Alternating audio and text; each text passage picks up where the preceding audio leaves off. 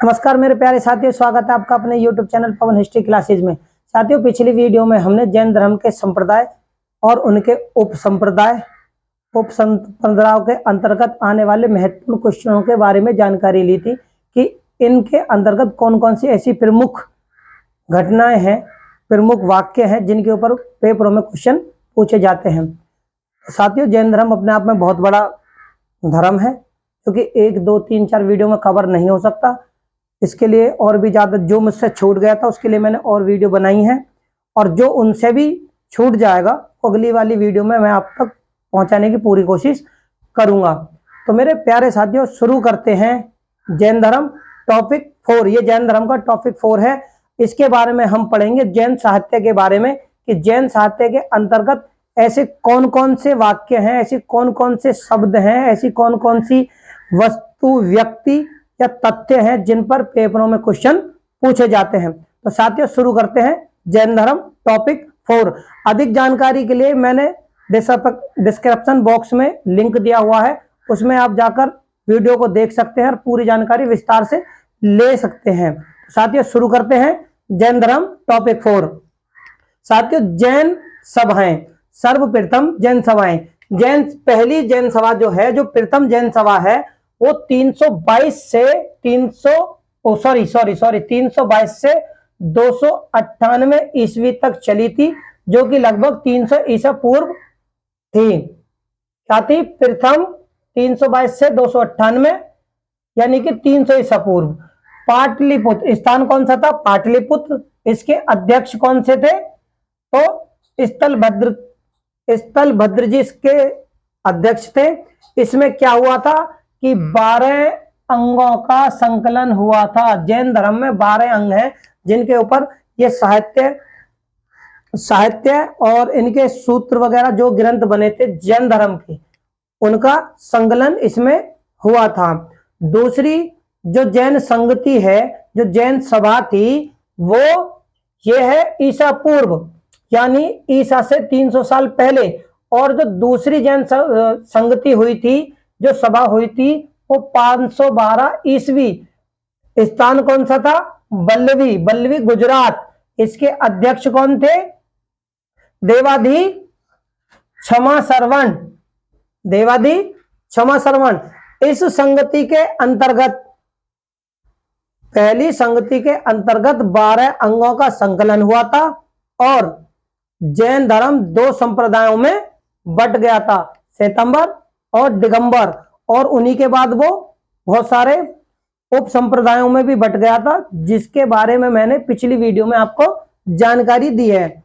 और उनके अंतर्गत कौन कौन से महत्वपूर्ण क्वेश्चन आते हैं, मैंने उन्हें भी समझाने की पूरी कोशिश करी। अगर क्वेश्चनों की बात करें तो इन्हीं के अंतर्गत अगर क्वेश्चन जो पेपरों में पूछे जाते हैं तो वो इसी प्रकार होंगे, इससे बाहर नहीं हो सकते। मान लो पहला क्वेश्चन अगर ये आ जाए पेपरों में, प्रथम बौद्ध संगति का समय, तो भाई प्रथम की हमें पता चल गया, संगति जो समय था उसका पता चल गया। स्थान के बारे में अगर आ जाए तो स्थान पाटलिपुत्र बिहार। अध्यक्ष के बारे में अगर प्रश्न पूछा जाए तो स्थलभद्र। इसमें क्या चीज थी, क्या चीज हुई थी? तो 12 अंगों का संकलन और 2 भागों में जैन धर्म का विभाजन। यानी कि मैंने एक ही लाइन में बहुत सारे क्वेश्चन जो इस प्रकार से बन सकते हैं उनके बारे में जानकारी दी। दूसरी, अगर दूसरी संगति के बारे में अगर क्वेश्चन आ जाए तो उसका दूसरी संगति का समय पूछा जाएगा तो 512। स्थान पूछा जाएगा तो बल्लवी गुजरात। अध्यक्ष के बारे में पूछा जाए तो देवार्धी क्षमा सरवण। और इसमें क्या चीज महत्वपूर्ण घटना थी दूसरी संगति में? तो इसमें 11 अंगों का लिपिबद्ध किया गया था, उसमें संकलन हुआ था और इसमें लिपिबद्ध 11 अंगों को लिपिबद्ध किया गया था, यानी लिपि भाषा, उन्हें भाषाओं में लिखा गया था। भाई इन दोनों लाइनों से किस प्रकार से क्वेश्चन बन सकते हैं वो मैंने आपको जानकारी देने की कोशिश करी। जैन साहित्य की बात करते हैं। जैन साहित्य पर लिखी जाने वाली, यानी कि जैन साहित्य पर लिखी जाने वाली कोई भी टीका, उस टीका को क्या कहते हैं? नियुक्त या चुनिका। क्या कहेंगे? अगर क्वेश्चन देखो इस पे भी इस प्रकार से बन सकता है कि जैन साहित्य पर लिखी जाने वाली टीकाओं को क्या कहते हैं, तो वो है नियुक्त या चुलिका। देखो मैं वो महत्वपूर्ण चीजें आपको बताने की कोशिश करूंगा जिनसे मेरे हिसाब से या मेरी सोच के हिसाब से या जो मैंने लिखा है पेपरों में जो पूछे जा सकते हैं उस हिसाब से किस प्रकार से क्वेश्चन बनेंगे उन्हीं की जानकारी मैं आपको देने की पूरी कोशिश कर रहा हूं। तो अगर टीका पे प्रश्न आ जाए कि जैन साहित्य में टीकाओं को क्या कहा जाता है, तो नियुक्त या चुलिका। ठीक है, जैन साहित्य में महत्वपूर्ण क्या क्या है, जैन साहित्य में महत्वपूर्ण क्या चीज है, अगम। जैन साहित्य में सबसे महत्वपूर्ण अगम है। अगमों में अब देखो अगमों के अंतर्गत क्या क्या चीजें आती हैं वो समझने की है। क्वेश्चन पूछ सकते हैं कि अगमों के अंतर्गत कौन कौन सी चीजें, या जैन साहित्य में शिक्षाओं के अंतर्गत अगमों के साहित्य के अंतर्गत कौन कौन से वाक्य, शब्द या विशेष प्रमुख विचार कौन कौन से इसके अंतर्गत आते हैं। जैसे अगम, अगमों में आते हैं 12 अंग, यानी अंग 12, उपांग भी 12, प्रकीर्ण भी 12, सॉरी प्रकीर्ण 10, छेद सूत्र 6 और मूल सूत्र 4 और अनुयोग सूत्र 1, नंदी सूत्र 1। इसी प्रकार 46 अगम हुए। अगमों की बात करें और क्वेश्चन में पूछ लिया जाए कि जैन साहित्य में कितने अगम हैं टोटल, तो वो है 46। अगर ये पूछ लिया जाए कि जैन साहित्य में अगम सूत्रों के अंतर्गत प्राकृण कितने हैं, या उपांग कितने हैं, या अंग कितने हैं, या मूल सूत्र कितने हैं, या अनुयोग सूत्र कितने हैं, या नंदी सूत्र कितने हैं, तो आप अगर इन चीजों को याद रखोगे, पढ़ोगे तो आसानी से बता सकते हो कि मूल सूत्र 4 हैं। अगर इस पर प्रश्न आता है कि जैन साहित्य के अंतर्गत मूल सूत्र कितने हैं, तो 4, अनुयोग सूत्र कितने हैं, तो 1, और नंदी सूत्र कितने हैं, तो भी 1। यानी क्वेश्चन किसी भी प्रकार आ जाए, आपको अगर यह चीजें याद हैं तो आप आसानी से बता सकते हो किसी भी सूत्र के बारे में अगर क्वेश्चन में पूछ लिया जाए। 46 आगम है और अंग कौन से, जो जैन साहित्य में 12 अंग हैं, इसके अंतर्गत क्या क्या चीजें आती हैं।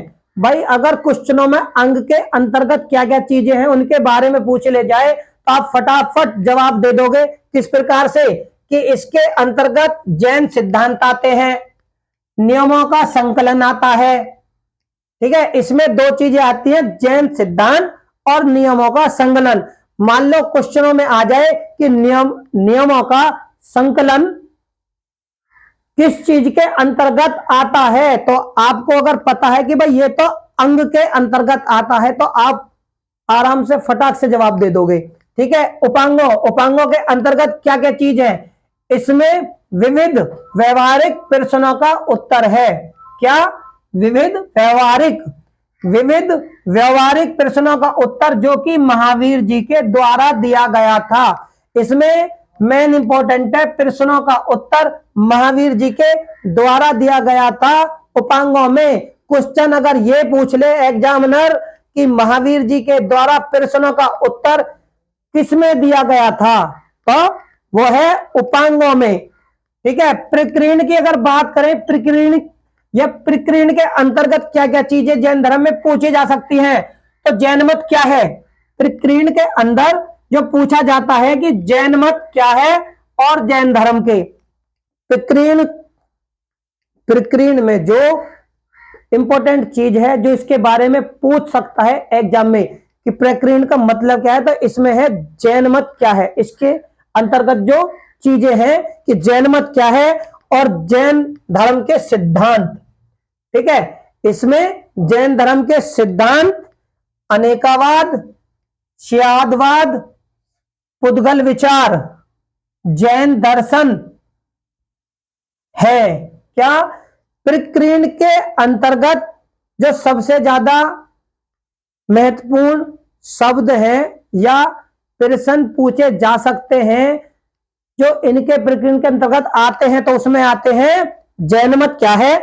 जैन धर्म के सिद्धांत आते हैं, अनेकावाद आता है, श्यायवाद आता है, पुद्गल के विचार आते हैं और जैन दर्शन आते हैं। प्रकीर्ण के अंतर्गत बात करते हैं छेद सूत्र की, कि छेद सूत्र के अंतर्गत क्या चीजें हैं इंपॉर्टेंट जो पेपरों में पूछी जा सकती है। तो छेद सूत्र के अंतर्गत है उपांगों के नियम 19 रूपों में।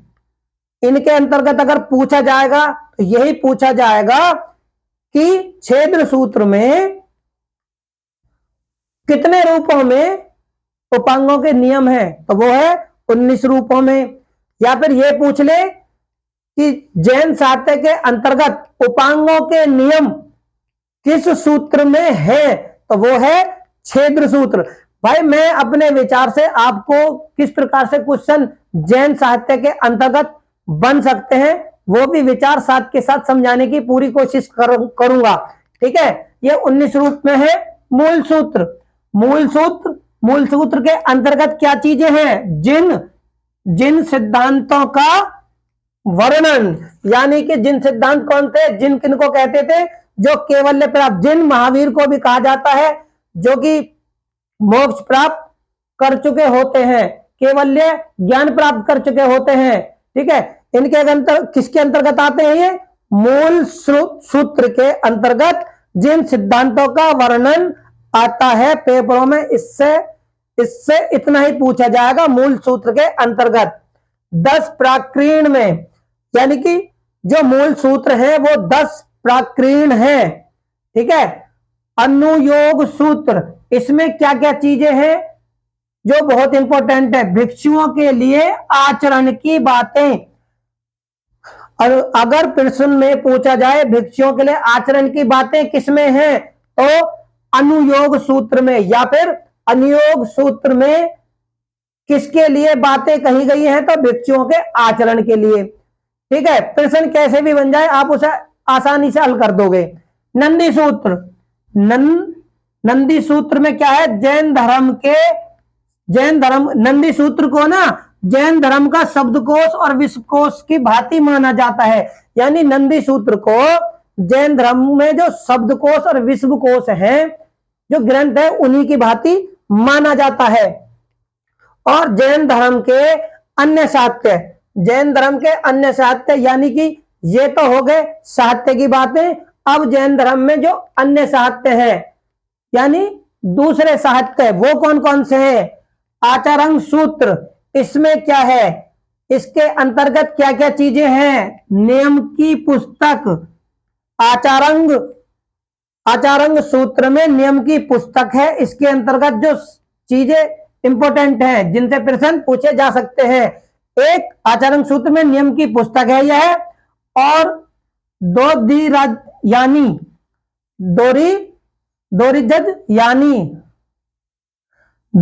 यानी 2 शासकों का राज्य। यानी कि इसके अंतर्गत बताया गया है कि इसमें 2 राजा एक राज्य पे शासन करते थे। गणयानी मतलब इसके अंतर्गत एक चीज और है कि समूह शासन करता था। गणों का जो समूह था वो राज्य पे शासन करता था। ये दोनों चीजें किसके अंतर्गत बताई गई हैं? तो आचारंग सूत्र के अंतर्गत। चाहे अब पेपरों में इसके बारे में क्वेश्चन आ जाए कि गण समूह शासन किसके अंतर्गत करता था, तो आचारंग सूत्र, गणयानी समूह, या फिर 2 शासक जो राज्य करते थे, इसके बारे में कौन सी पुस्तक में या कौन से सूत्र में लिखा हुआ है, तो भी आचरण सूत्र। भाई क्वेश्चन किसी भी प्रकार बनो, एग्जामिनर जो विद्यार्थी को थोड़ा सा परेशान करने के लिए, इसे थोड़ा टफ बनाने के लिए इसी तरीके से क्वेश्चन पूछेगा। बशर्ते बस आपको याद रखना है जो मैं बता रहा हूं कि कौन सी चीजें कौन कौन सी पुस्तक या सूत्र के अंतर्गत आती है। भगवती सूत्र, इसमें क्या चीजें हैं? और भगवती सूत्र और आचरण सूत्र और कल्प सूत्र, ये ऐसे सूत्र हैं जिनसे क्वेश्चन पेपरों में हमेशा पूछे जाते हैं कि इनके अंतर्गत कौन कौन सी चीजें हैं। जैसे भगवती सूत्र में क्या है, तो महावीर जी की जीवनी, यानी महावीर जी के जीवन के बारे में जो भी घटनाएं हैं जो भी उनके जीवन से जुड़े हुए वाक्य हैं वो किस सूत्र में है? भगवती सूत्र। इसमें और क्या जानकारी है? 16 महाजनपदों का उल्लेख भी इसी में है। अगर हमें 16 महाजनपदों की यानी उत्तर वैदिक काल में जो महाजनपदों की शुरुआत हुई उसकी जानकारी अगर हमें अपने अथर्ववेद में मिलती है तो इसी प्रकार भगवती सूत्र में भी 16 महाजनपदों की जानकारी मिलती है। उपासद गांव सूत्र, उपासद गांव सूत्र में क्या है, क्या चीज महत्वपूर्ण है? महावीर के काल के 10 समृद्ध व्यापारियों का उल्लेख। अगर क्वेश्चन पूछ लिया जाए कि 10 समृद्ध व्यापारियों का उल्लेख कौन से सूत्र में है, तो उपासद गांव सूत्र में।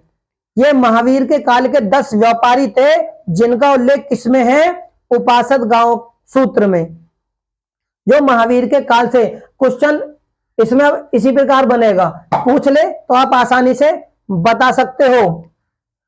पन्हव गांव, पन्हव गांव सूत्र, इसमें क्या चीज इंपॉर्टेंट है कि यह प्रश्न व्याकरण भी कहते हैं। अगर क्वेश्चन पूछ लिया जाए जैन साहित्य के अंतर्गत प्रश्न व्याकरण किसको कहते हैं, तो आप आसानी से बता दोगे कि पन्हव गांव सूत्र को प्रश्न व्याकरण या फिर प्रश्न व्याकरण किसके अंतर्गत या किसको कहते हैं, तो पन्हव गांव। क्वेश्चन चाहे इसको बना के पूछे या इसको बना के पूछे, आंसर एक ही रहेगा, आपको ये याद करना है। और इसमें और क्या क्या चीजें इसके अंतर्गत हमें मालूम चलती हैं, तो जैनियों के लिए 10 नियम, 10 नियम और 10 निषेधों का उल्लेख। 10 तो नियम, जैनियों के लिए 10 नियमों और 10 निषेध नियमों का उल्लेख भी हमें पन्हव गांव सूत्र से मिलती है। विपाक सुसुत्तम सूत्र, विपाक सुतम सूक्त। भाई यहां पे थोड़ा सा हिचकिचाहट हो गई है, ठीक है ना। विपाक सुतम सूत्र, इसमें क्या क्या चीजें हैं इंपॉर्टेंट? कर्मफल विद्या से संबंधित है। इससे सिर्फ 2 चीज पूछी जा सकती है, पूछे तो कर्मफल और विद्या से संबंधित क्या है, तो विपाक सुतम सूत्र जिसमें कर्मफल और विद्या संबंधित है। उत्तराध्यायन सूत्र, क्या? उत्तराध्यायन सूत्र, इसमें हमें क्या क्या चीज मिलती है? इसमें हमें जो सबसे महत्वपूर्ण जानकारी मिलती है वो ये कि गौतम और केसी का संवाद और श्रावस्ती के तिंदुक उद्यान, यानी तिंदुक उद्यान एक बागान था, उद्यान, उसकी जानकारी। श्रावस्ती के एक तो उसकी जानकारी, और केसी और गौतम के बीच संवाद, और पार्श्वनाथ मत के प्रधान आचार्य केसी और महावीर मत के प्रधान इंद्रभूति गौतम के बीच बातों का संवाद मिलता है। इंद्रभूति गौतम, ये गौतम, और आचार्य केसी, यानी ये कौन कौन से मत हो गए? पार्श्वनाथ मत के आचार्य केसी, ये वाले पार्श्वनाथ मत के आचार्य केसी और इंद्रभूति गौतम, ये महावीर मत के बीच संवाद हमें किससे मिलता है? तो वो मिलता है उत्तराध्यायन सूत्र से। प्रश्न इस पे कहीं से भी पूछ ले कि गौतम और केसी का संवाद कौन से सूत्र में है, तो आप बता सकते हो। या फिर उत्तराध्यायन सूत्र में कौन कौन से आचार्यों का संवाद है, या फिर उनका मत कौन कौन सा है, तो आप आसानी से बता सकते हो। बात करते हैं कल्प सूत्र की। कल्प सूत्र सबसे इंपॉर्टेंट, इसकी रचना 4वीं और 3री शताब्दी ईसा पूर्व किसने की थी? तो भद्रबाहु जी ने। और इसमें और क्या जानकारी है? दिगंबर मत के जो संस्थापक थे, कौन थे? दिगंबर मत के संस्थापक भद्रबाहु जी। इसमें क्या जानकारी मिलती है? सभी तीर्थकरों की सूची, जितने भी तीर्थकर यानी जो 24 तीर्थकर हुए हैं उनकी जानकारी सूचीबद्ध हमें दिगंबर मत के भद्रबाहु यानी कल्प सूत्र से मिलती है। प्रश्न अब कोई सा भी आ जाओ, इसका समय पूछ ले तो तीसरी चौथी शताब्दी, रचनाकार पूछेगा तो भद्रबाहु, मत कौन सा था तो दिगंबर। इसमें क्या है, सभी तीर्थंकरों की सूची। बहुत ही इंपॉर्टेंट प्रश्न अब किसी भी तरीके से पूछ ले, आप आसानी से जवाब दे दोगे, हल कर दोगे। इसमें 3 भाग थे, इसके भी देखो 3 भाग हैं कल्प सूत्र के। प्रथम भाग में तीर्थंकरों की सूची, प्रथम भाग में तीर्थंकरों की सूची, और दूसरे भाग में भिक्षुओं के लिए नियम। दूसरे भाग में भिक्षुओं के लिए नियम और तीसरे भाग में गणधरों का उल्लेख। अगर क्वेश्चन बन जाए तो पहले दूसरे तीसरे भाग में जो नियम या सूची या गणधरों का उल्लेख मिलता है तो वो कौन सा सूत्र है, तो भाई वो कल्प सूत्र है। या फिर क्वेश्चन ये बन जाए कि तीर्थंकरों की सूची कल्प सूत्र के अंतर्गत कौन से भाग में है तो प्रथम भाग। या फिर क्वेश्चन बन जाए कि कल्प सूत्र के अंतर्गत तीसरे भाग में गणधरों का उल्लेख कौन से भाग में है तो वो है तीसरा भाग। भैया क्वेश्चन किसी भी प्रकार से बन जाओ मेरे प्यारे साथियों, मैंने आपको वो सारी जानकारी देने की कोशिश करी कि भाई क्वेश्चन इसी प्रकार से बनेंगे और इसके बाहर क्वेश्चन नहीं बनेंगे। पिछली वीडियो में भी मैंने यही समझाने की कोशिश करी कि जैन धर्म बहुत बड़ा है, 1-2 टॉपिकों में कंप्लीट नहीं हो सकता। जितनी वीडियो में ये कंप्लीट होगा मैं उनकी बारीकी से जानकारी आपको देता रहूंगा, चाहे वो कितनी ही वीडियो में कंप्लीट क्यों ना हो, और वो जानकारी दूंगा जो बिल्कुल ही महत्वपूर्ण है और जो पेपरों में पूछी जाती हैं। बात करते हैं जैन धर्म के कुछ ग्रंथ और उनके रचनाकारों के बारे में कि भाई कौन कौन से रचनाकारों ने कौन कौन से ग्रंथ लिखे। ठीक है, तो बात करते हैं तत्वाधिगम सूत्र। क्या? तत्वाधिगम सूत्र। इसके रचनाकार थे उमा स्वामी। पेपरों में जो पूछे जाते हैं कि ग्रंथ रख देंगे, ग्रंथ की सूची या रचनाकारों की सूची रख देंगे और फिर पूछेंगे मिलान कीजिए कौन से रचनाकार का कौन सा ग्रंथ है या कौन से ग्रंथ का कौन सा रचनाकार है। क्वेश्चन अब किसी भी तरीके से पूछ ले, वो मैं बिल्कुल बारीकी से बताने की कोशिश कर रहा हूं। मेरे प्यारे साथियों, मेरी वीडियो को आखिर तक जरूर देखें और समझें कि मैं क्या समझाने की कोशिश कर रहा हूं, और वही चीज समझाऊंगा मेरे प्यारे साथियों जो पेपरों में ज्यादातर पूछी जाती है। न्याया अवतार। न्याया अवतार के जो लेखक हैं या रचनाकार हैं वो कौन है? सिद्धसेन दिवाकर जी। इन्होंने जैन धर्म का न्याया अवतार की रचना की। द्रव्य संग्रह। द्रव्य संग्रह के नेमीचंद। द्रव्य संग्रह के कौन है? नेमीचंद्र। ये वो है जिन्होंने जैन साहित्य में ग्रंथ लिखे। आप बिल्कुल भी परेशान ना हो, इन्हें याद कर लें। कभी ऐसा ना हो आपने याद ना करा कि जैन की जगह बौद्ध धर्म या वैदिक धर्म में किसी और चीज पे निशान ना लगा दें, इसलिए कह रहा हूं इन्हें अच्छी तरह याद करो और देख लो। ठीक है।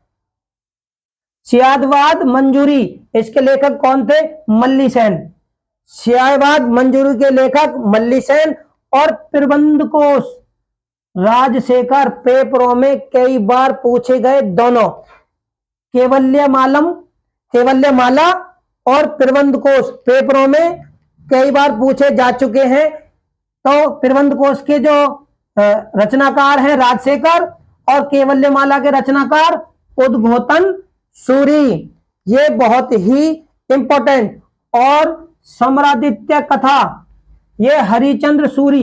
भाई ये तीनों तो आपने हर हालत में हर कंडीशन पे याद करने पड़ेंगे कि प्रबंध कोश के बारे में और केवल्यमाला और सम्रादित्य कथा के बारे में पेपरों में पूछा ही जाता है। इसके लेखक कौन थे सम्रादित्य के? हरिचंद्र सूरी। और त्रिशिष्ट शलाका पुरुष। त्रिषष्टि शलाका पुरुष के जो लेखक हैं वो हैं हेमचंद। तो मेरे प्यारे साथियों, मैंने आपको समझाने की कोशिश करी कि जैन साहित्य के अंतर्गत आने वाले महत्वपूर्ण वाक्यों के बारे में कि भाई पेपरों में इनके ऊपर पूछा जाएगा, इनसे बाहर कुछ नहीं पूछा जाएगा। आप इन्हें एक बार याद करें। और मेरे प्यारे साथियों, अगर मेरी वीडियो आपको अच्छी लगे तो इसे लाइक, शेयर, सब्सक्राइब और मेरे चैनल को सब्सक्राइब करना ना भूलें। और अधिक जानकारी के लिए डिस्क्रिप्शन बॉक्स में मैंने लिंक दिया हुआ है, उसमें मेरी सारी वीडियो को देखें। बिल्कुल महत्वपूर्ण चीजें मैंने उन वीडियो के माध्यम से आपको बताने की कोशिश करी है, और जो इन्होंने छूट गया है वो मैं अपने आने वाली वीडियो में कवर करूंगा। तो मेरे प्यारे साथियों, इसी के साथ मेरे चैनल को सब्सक्राइब करें। धन्यवाद।